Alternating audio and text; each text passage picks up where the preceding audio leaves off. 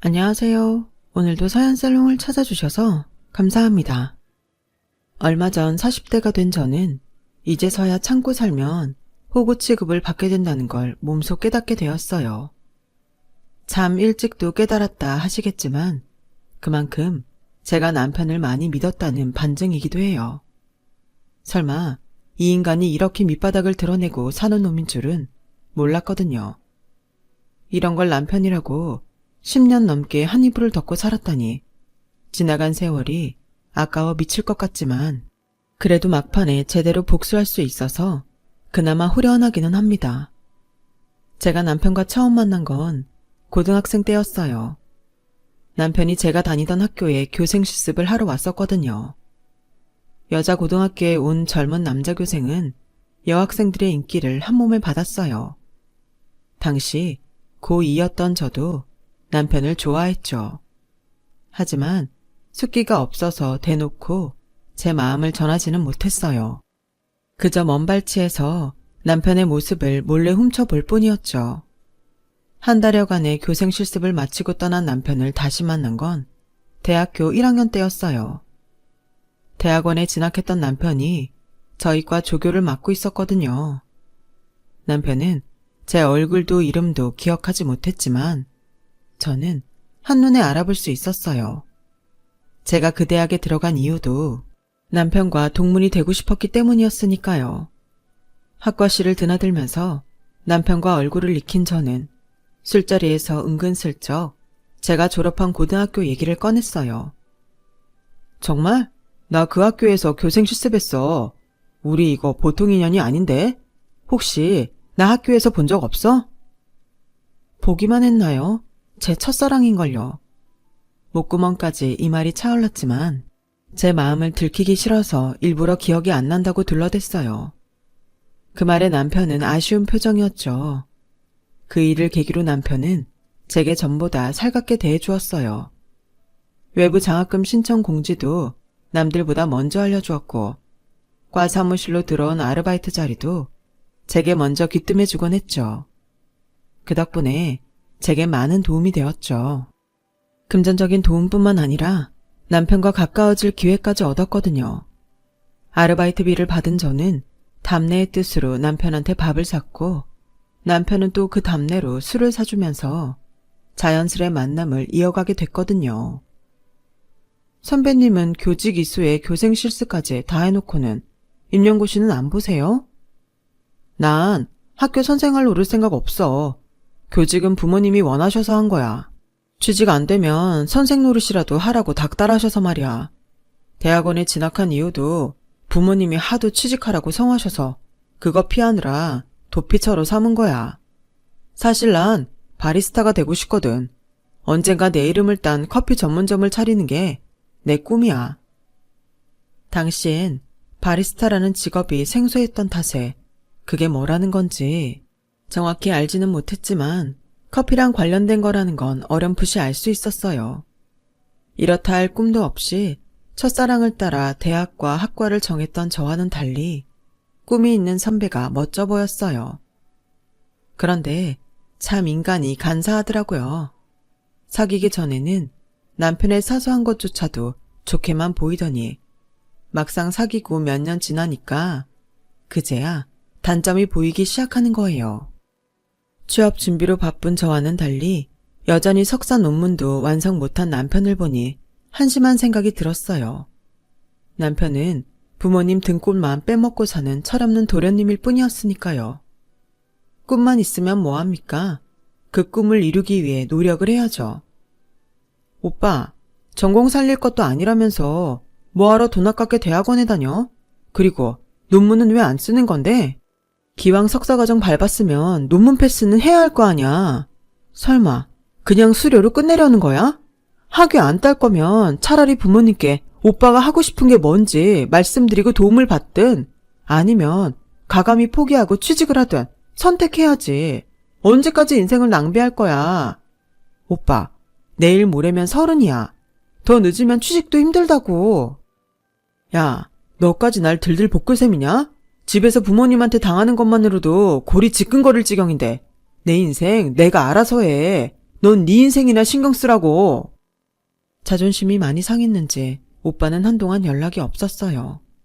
아무리 삐쳤어도 그렇지 이런 식으로 관계를 정리하려 드나 싶어서 괘씸하단 생각이 들었어요.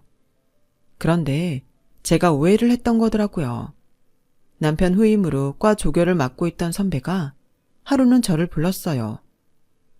너 준영 선배랑 헤어졌니?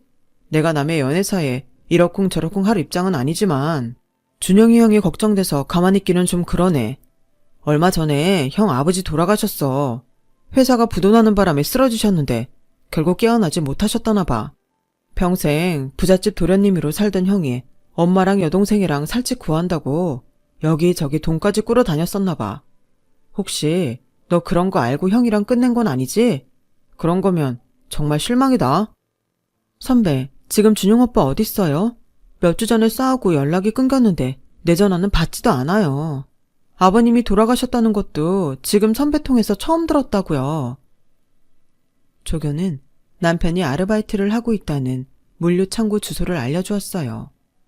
가보니 점퍼 등바닥이 온통 젖었을 정도로 땀을 흘리며 배송할 짐을 나르고 있더라고요.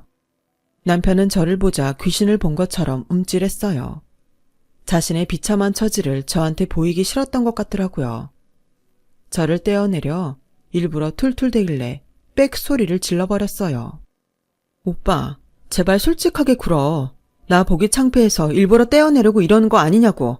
왜? 내가 오빠네 집 망했다고 싫다고 그럴까봐 이러는 거야? 사람 우습게 보지 마. 나 돈 때문에 오빠 좋아한 거 아니야. 난 윤준영이랑 남자가 아무것도 아닌 교생일 때부터 좋아했었다고. 오빤 기억 못하겠지만 나 오빠가 우리 교실에 처음 왔던 그날부터 쭉 오빠 좋아했어. 그 마음은 지금까지도 변함없단 말이야. 집이 망했으면 뭐 어쩌라고? 오빠 인생이 망한 것도 아니잖아. 그러니까 움츠리지 말고 어깨 펴. 오빤 이제부터 오빠 인생을 살면 돼. 그리고 내가 옆에서 도와줄게. 제 말이 끝나자 주변에 있던 사람들이 박수를 치며 환호했어요. 이렇게 박력 있는 여자 청혼을 어떻게 안 받아주냐면서요. 눈물이 그렁한 남편한테 저를 안아주라고 등 떠밀더라고요.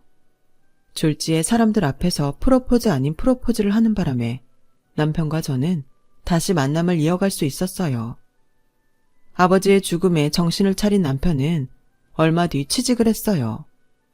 사실 임용고시를 보고 싶어 하긴 했지만 임용고시를 준비하려면 돈도 들고 준비할 시간도 필요한데 오빠네는 당장 먹고 살 생활비도 없었거든요. 30년 넘게 집에서 살림만 해오신 시어머니는 세상 물정도 모르셨고 남편 역시 부자 아빠만 믿고 탱자탱자 놀고 살았으니 험난한 세상에 맞설 힘이 있었겠어요? 그때 오빠가 좀 똑똑하게 아버님이 남긴 유산을 챙겼더라면 그렇게 고생을 하지 않았을 테지만 세상을 너무 몰랐기 때문에 챙길 수 있는 재산도 모조리 남들한테 뺏기고 말았어요. 전셋집 보증금 구할 돈도 없어서 월세방 구하느라 시어머니 폐물을 팔고 여동생 용돈 통장까지 탈탈 털어야 했죠. 그래도 산 사람은 살게 된다고 남편이 취직을 하고부터는 고정 수입이 생겨서 먹고 사는 문제는 해결됐어요. 남편이 취업에 성공하고 얼마 뒤에 저 역시 대학을 졸업하고 취직을 해서 밥벌이를 시작했어요.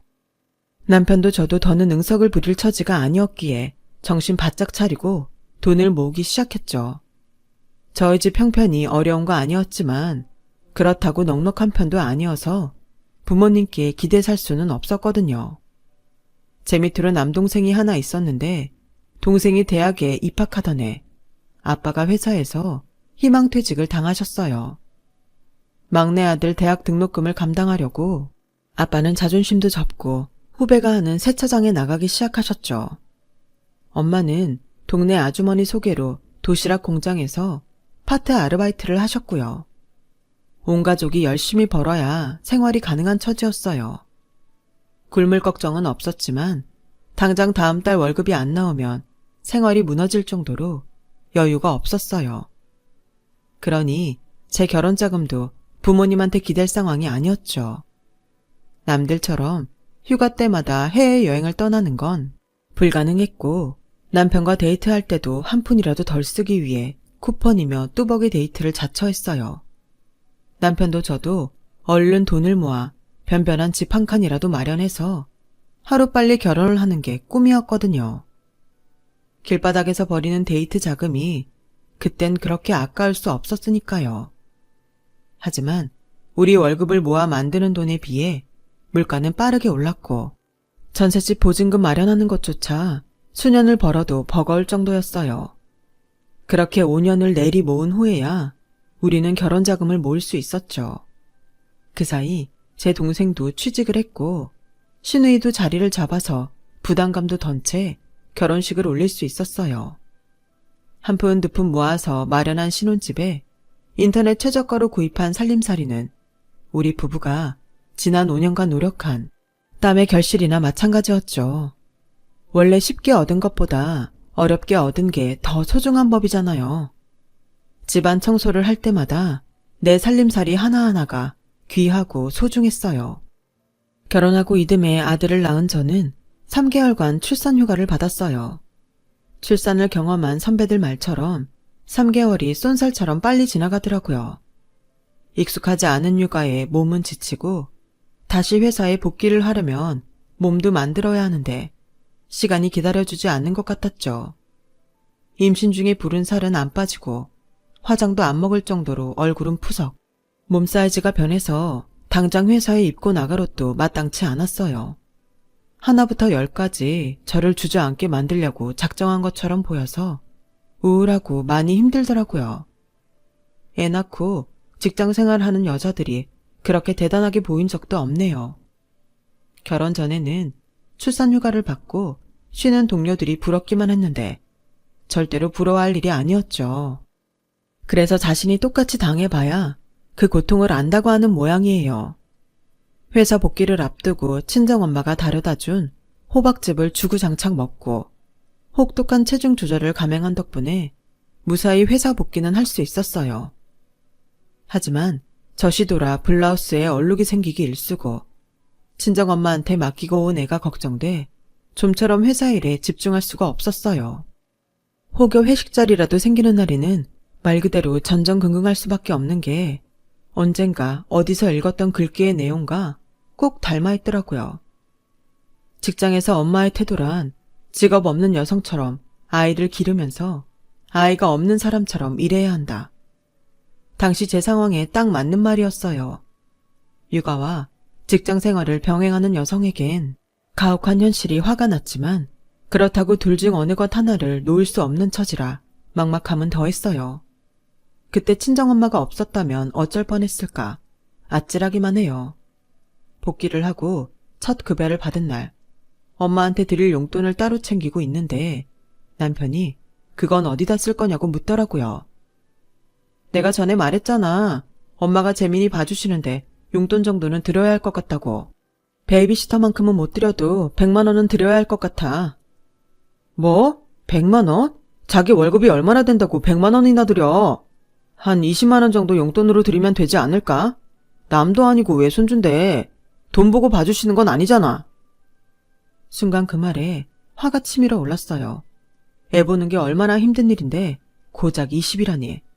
게다가 저희 엄마는 저희 애 봐주시느라 하시던 일도 그만두셨는데 어떻게 그 돈만 들이고 입을 닦아요? 염치도 없이. 그래? 그럼 앞으로는 어머님한테 애 봐달라고 하면 되겠네. 남도 아니고 친손주 보는데 돈 많이 달라고 하시진 않을 거 아니야. 게다가 어머님은 따로 일을 하시는 것도 아니고 집에서 계시니까 꽁돈 생기고 좋잖아? 당신 말대로 20이면 되지? 뭐해? 어머님한테 전화 안 드리고. 당장 내일부터 어머님한테 재민이 맡길 테니까 그렇게 알아. 그제야 남편은 짜증 섞인 말투로 100은 너무 벅차니까 80만 드리고 저희 엄마한테 맡기라고 했어요. 무슨 소리야. 엄마가 한 달에 버는 돈이 150도 넘는데 꼴랑 반만 주고 어떻게 애를 봐달라 그래. 난 싫어. 그냥 어머님한테 맡길래. 야, 우리 엄마는 평생 손에 물도 안 묻히고 살던 분이야. 지금이야 집 망해서 살림을 하시긴 하지만 애까지 맡기는 건 무리라고. 좋아. 장모님한테 100만 원 드리고 재민이 처가에 맡겨. 그럼 됐지? 처음부터 순순히 그러자고 하면 됐을 일을 남편은 기어이 사람 속까지 긁고서야 허락을 했어요. 자기네 엄마는 끔찍이 생각하면서 우리 엄마는 쉽게 생각하는 게 내심 괘씸해서 끝까지 싸우고 싶었지만 제 사정이 여의치 않아서 그땐 그렇게 마무리 지을 수밖에 없었어요. 돌이켜 생각해보니 그때 남편의 못된 신보를 싹 잘라냈어야 했는데 그걸 못한 게 실수였네요. 엄마 찬스를 써서 회사 일을 하게 된 저는 시간이 지나면서 조금씩 예전의 내 모습을 찾아갈 수 있었어요. 그렇다고 친정 엄마와 내 아이에 대한 미안함이 사라진 건 아니었죠.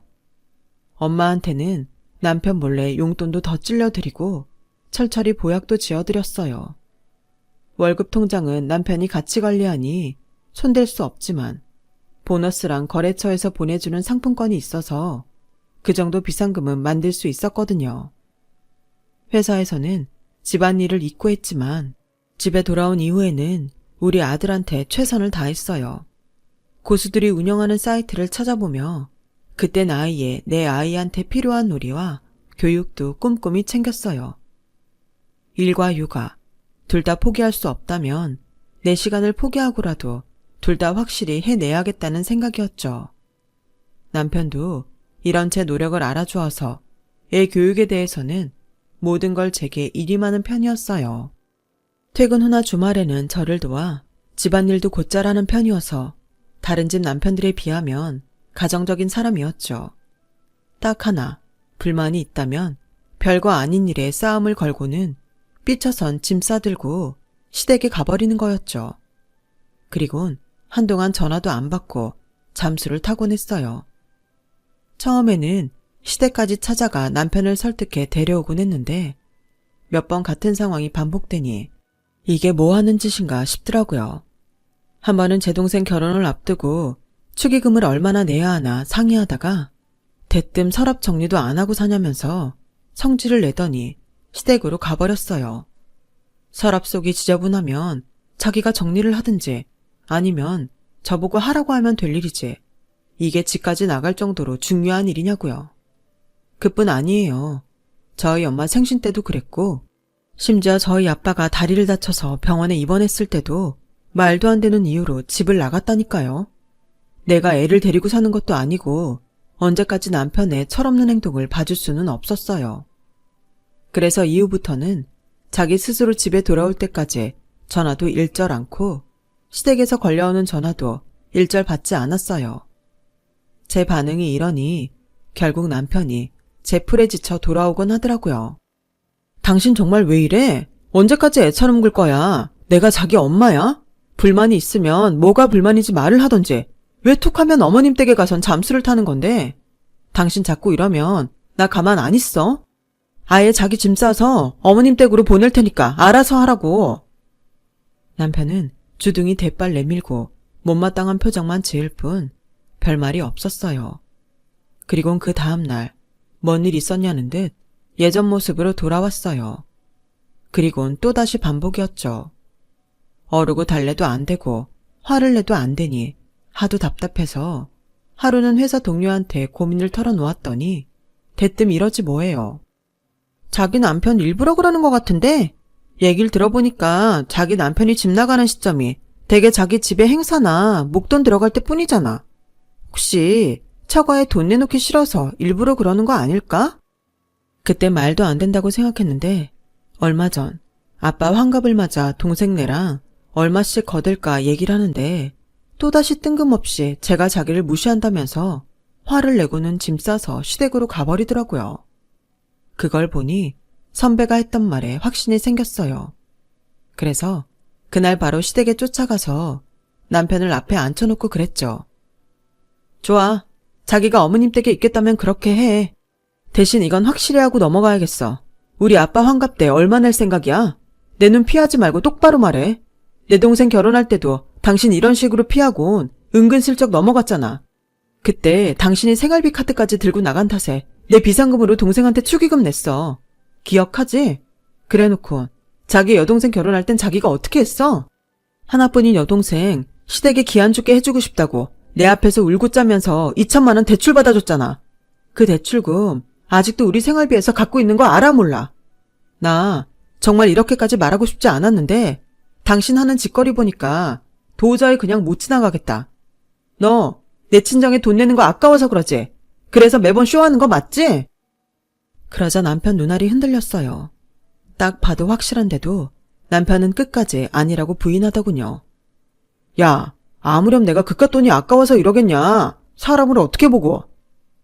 뭘 어떻게 봐. 평소 너 하는 짓 그대로 보니까 답이 나오는데. 너 그러고도 남을 놈이잖아.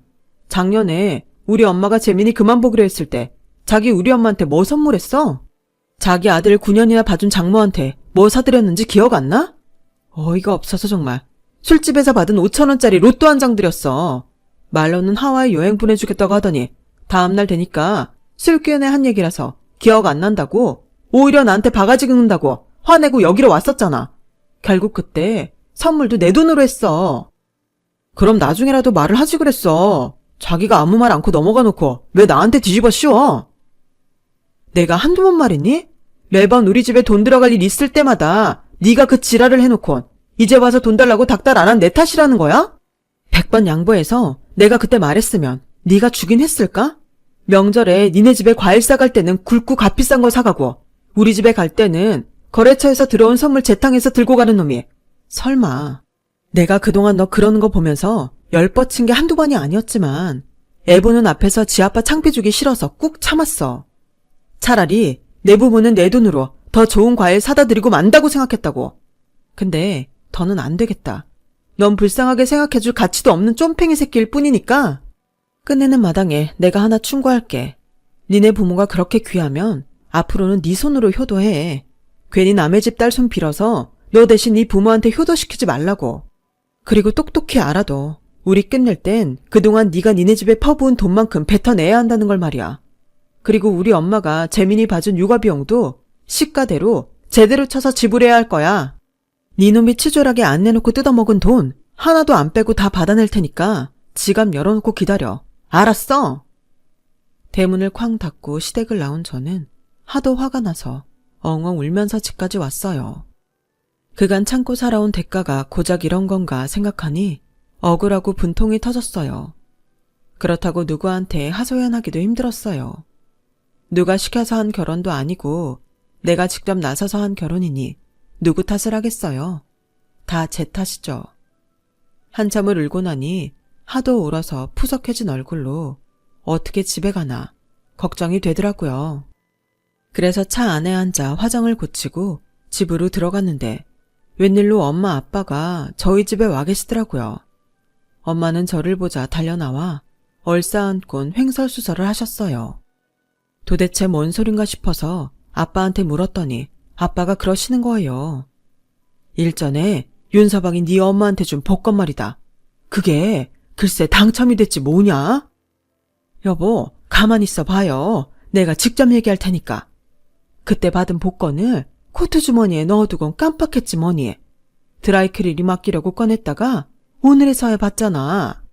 날짜도 지난 거라 그냥 버릴까 했는데 네 아빠가 버리기 전에 번호나 한번 맞춰보자고 해서 봤더니 세상에 1등이란다 1등. 근데 윤서방은 언제 온다니? 이 기쁜 소식을 알려줘야 될 텐데 윤서방한테는 얼마를 떼어줘야 하려나?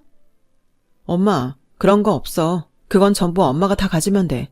자세한 건 나중에 얘기할 테니까 당첨금 나눠줄 생각은 안 해도 돼. 한참 기뻐하시던 부모님은 굳어있는 제 표정을 보시고는 무슨 일이 있다는 걸 아셨는지 댁으로 돌아가셨어요. 그리고 다음날 회사로 남편이 찾아왔더라고요. 얼굴에 화색을 띠고 있는 게 분명 복권 소식을 듣고 온 것 같았어요. 아니나 다를까. 여보, 나 지금 회사에 사표 내고 오는 길이야. 재민이한테 다 들었어. 장모님 복권? 아니지. 내 복권 당첨됐다면서. 그것도 1등이라며? 이야, 윤영준 인생이 뒤늦게 꽃을 피우는구나. 당첨금 알아보니까 세금 떼고 17억 조금 넘던데 장모님한테는 얼마나 떼어드려야 하나? 한 1억 정도 드리면 되겠지? 솔직히 1억도 나니까 드리는 거야. 나 이참에 건물이나 하나 살까봐. 세 받아서 여행이나 하고 살면 좋잖아. 어때? 자기도 신나지? 이 인간이 떡 줄 사람 생각도 않는데 웬 김칫국을 사발로 마시고 있대? 그게 어떻게 당신 복권이야? 기억 안 나? 자기가 우리 엄마한테 재민이 키워준 보답이라고 줬잖아.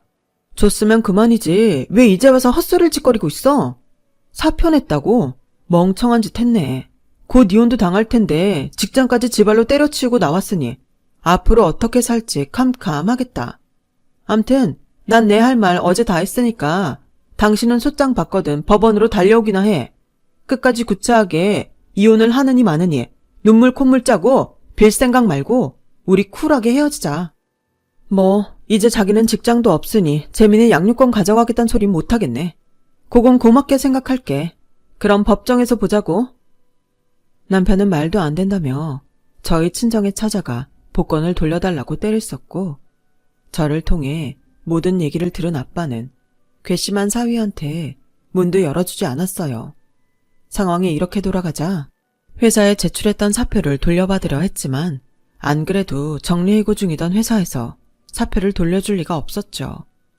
결국 남편과 저는 이혼이 성립됐고 아들은 제가 키우게 됐어요. 재산 분할도 하고 위자료로 그동안 남편한테 못 받은 돈도 제대로 쳐서 받아낼 수 있었어요.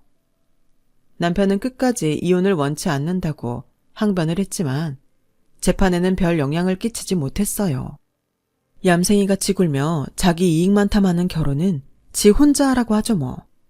제 이혼과 달리 저희 부모님은 인생의 클라이막스를 달리게 되셨어요. 엄마가 복권 당첨금으로 제 남편이 그렇게 바라던 건물을 사서 건물주로 제2의 인생을 살게 되셨거든요. 물론 건물이라고 해봐야 도로 안쪽에 위치한 꼬마 건물이지만 부모님의 노후를 책임지기에는 충분했어요. 엄마 아빠는 오늘도 건물 청소를 하신다며 청소 도구를 들고 가셨어요. 비록 부모님 가슴에 상처를 입히며 이혼녀가 된 딸이지만 아무쪼록 두 분이 행복하게 사시길 바랍니다. 물론 저도 제 아들과 저, 부모님을 위해 앞으로의 인생 열심히 살아보려 합니다. 많은 응원 주세요. 제 이야기 들어주셔서 고맙습니다. 자식들과 건강하시고 풍요로운 삶 되시길 바랍니다. 여러분, 사연 댓글에 응원과 현명한 조언 부탁드려요. 좋아요와 구독은 저에게 큰 힘이 됩니다. 오늘도 좋은 일 가득하세요.